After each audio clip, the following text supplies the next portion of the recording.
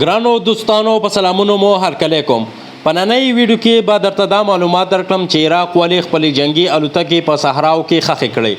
په دې ویډیو کې د عامو خلکو ترڅنګ د ملي اردو او طالبانو ته هم یو پیغام موجود دی. په 2003 میلادي کال باندې امریکا په دې پلمه په عراق باندې حمله وکړه چې د عراق سره اټومي او کیمیاوي وسلې دي.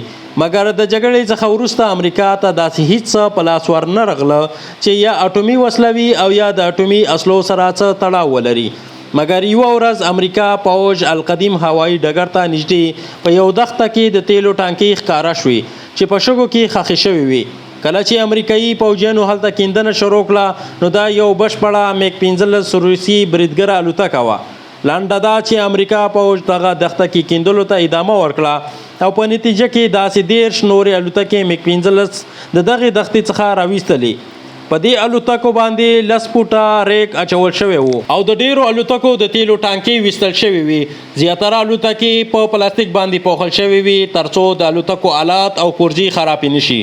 اوس به ستاسو په ذهن کې دا سوال وي چې عراق پوځ ولې په دغه الوتکو د امریکا سره ونه جنګېدو؟ اړینه دا وه چې د ښخېدو په ځای د امریکا سره په جنګېدلی وي.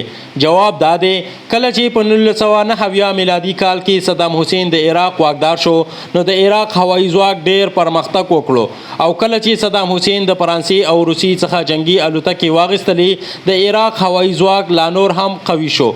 خو کله چې په 1980 میلادي کال کې د ایران او عراق جنگ شروع شو او دې جنگ تر 1988 میلادي کال پورې دوام وکړو.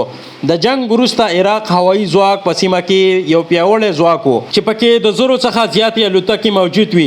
د دې څخه یوازې 600 بریدګرې الوتکې وي. خو د دې هوایي ځواک زوال هغه وخت شروع شو چې کله عراق په سړه جګړه کې ښکېل شو. په دې جنگ کې عراق یو طرف ته او په مقابل کې سعودي عربستان، کویت، مصر، انګلیس او فرانسه بل طرف ته وو. په دې جنگ کې عراق ته په زیاته اندازه مالی او جاني زیان ورسېدلو.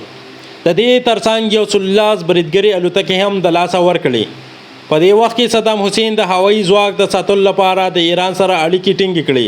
کوم هیواد چې د عراق مذهبي، جغرافیایي او فرهنګي دښمن و. صدام حسین د کم فکر او سوچ څخه 103 بریدګرې الوتکې ایران ته تسلیم کړي. په دې سره عراق د لنډې مودې لپاره خپلې جنګي الوتکې وساتلې. مګر په عراق باندې هغه وخت قیامت راښکته شو چې عراق د ایران څخه خپلې الوتکې وغوښتلې او ایران ورته انکار وکړو او هغه هم په داسې سخت وخت کې چې امریکا دوباره په 2003 کال کې حمله وکړه. ځکه امریکا په دې پوهېده چې عراق پاتې روسي الوتکې د امریکا پرمختللې الوتکو مقابله نشي کولی. په دې وخت کې صدام حسین یو بله غلطي هم وکړه، هغه دا چې دریم نسل پرمختللې جیټ الوتکې هغه یې د عراق په دښتو کې ښخې کړې ترڅو د امریکا د برید څخه خوندي وي. حال دا چې په دې الوتکو د عراق خلکو په میلیونونو ډالرو مصرف شوی و چې په بده ورځ د عراق ولس نه دفاع وکړي. مګر یو ځل بیا د صدام حسین د غلط تصمیم په وجه خپل سر او الوتکې د امریکا په لاس کې ورکړي او دښمن دواړه ښه په شوق او ذوق دواړه له منځه یوړه. دوستانو دا پیښه موږ ته 2 سبق راکوي. مه په کم اصله دوست باور کوئ او مه په کم اصله دښمن باور کوئ. او بل دا چې د جنگ په وخت کې وسله پټول نه دي پکار بلکې د هغې استعمال پکار دی. تاسو به په فیسبوک کې لیدلی وي چې طالبانو ملي اردو هماوي ټانکونه په وزیرستان کې پټ کړي وو او وروسته بیا پاکستان پوځ ته په لاس ورغله. زما پیغام طالبانو ته دا دی چې وسله د ناموس حیثیت لري. په وسله معامله کول په خپل ناموس معامله کول دي. اوس کو تاسو هر څومره غولیدلی هغه ورځ لري نه ده چې د څولې د لارې به یو ځل کابل ته داخل شي او بیا به همدغه وسلې چې وسې تاسو د غلامۍ د ثبوت په خاطر پاکستان ته ورکوئ په پاکستان او سپین بولدک کې به تاسو ته نصب شي.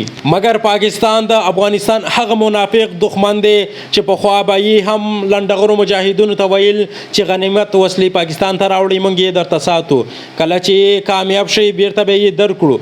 مګر هغه توپونه اوس په کونړ او تورخم کې زمونږ په ضد استعمالیږي.